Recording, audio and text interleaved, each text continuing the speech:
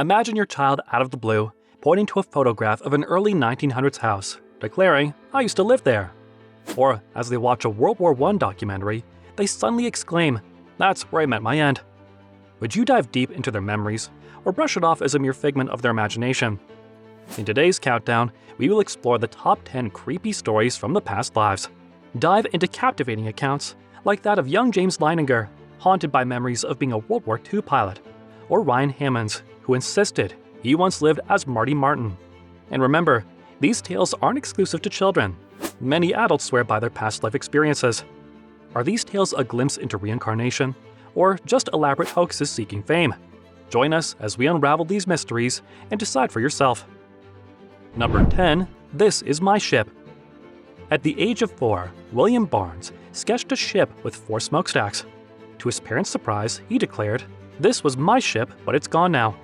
As time progressed, he began insisting that his family address him as Tommy, and began mentioning 2 brothers and other family members, puzzling his parents. Things took a turn when William began experiencing recurrent nightmares about a massive ship, icy waters, and collapsing steel beams. These harrowing dreams persisted until, at 25, William decided to seek answers. Undergoing hypnosis, he found himself in heated debates about ship designs. Emerging from the trance, he emphatically stated, "I am Tommy Andrews."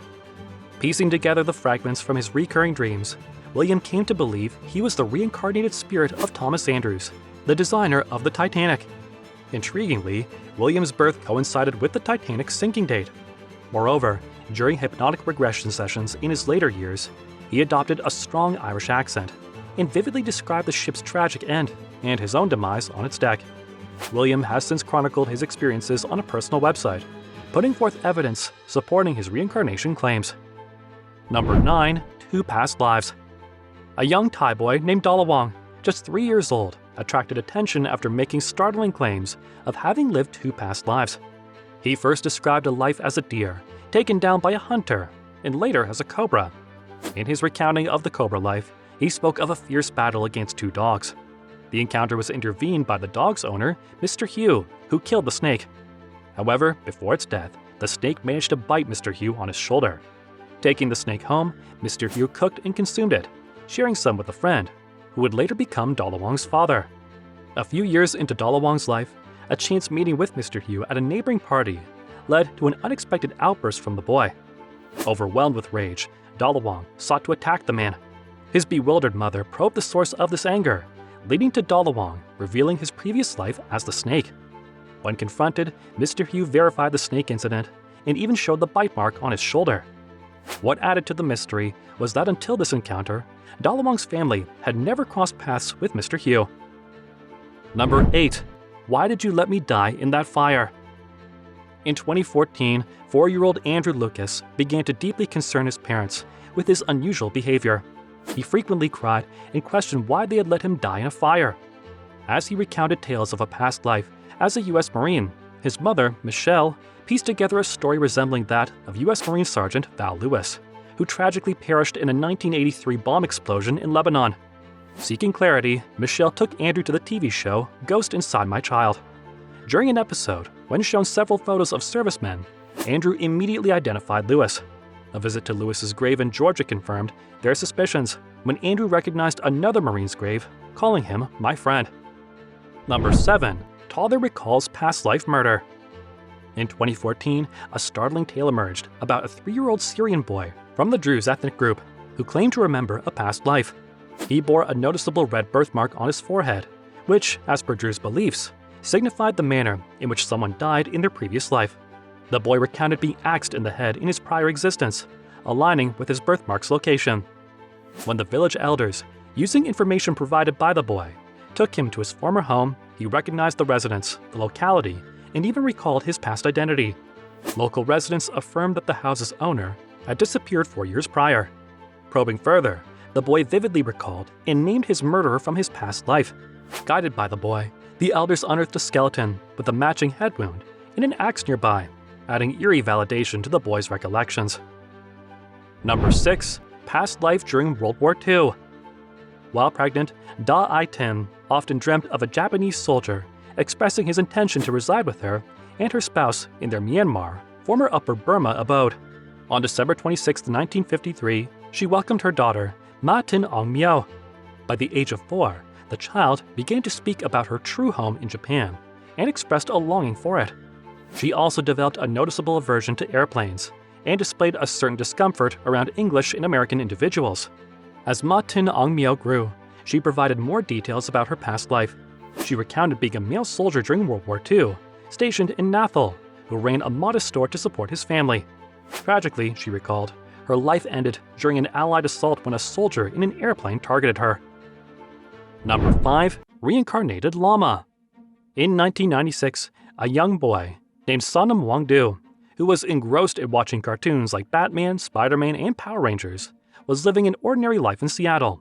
But in the eyes of the Buddhist community in Nepal and Tibet, he was no ordinary child.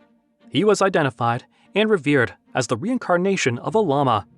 The decision was made for Sonam to travel to Kathmandu for formal education, after which he would reside in a monastery.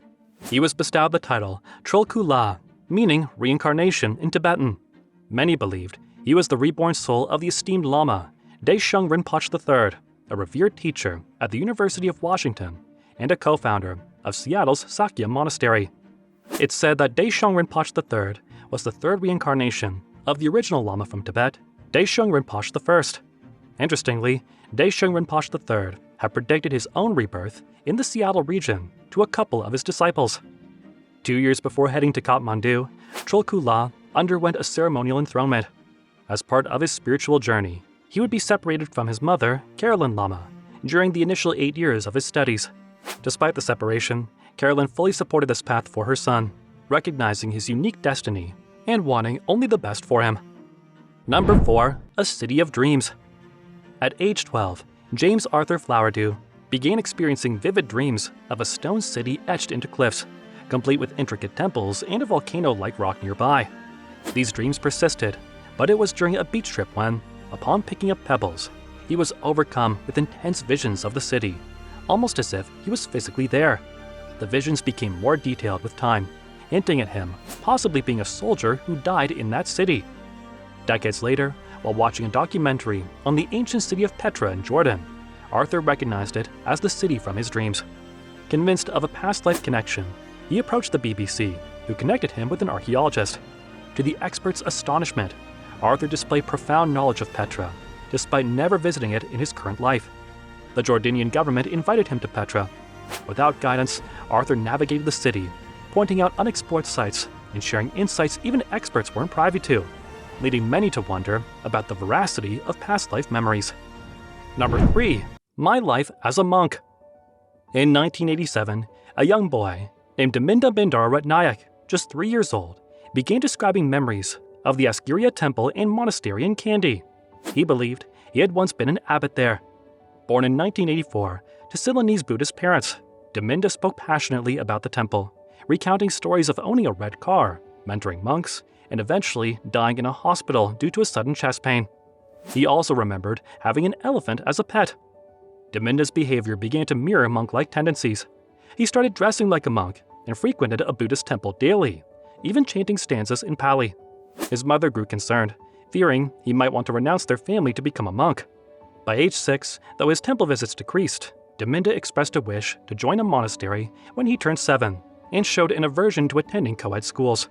Intriguingly, upon hearing of the death of the Malwada Temple's abbot in 1990, Daminda claimed to have known him well.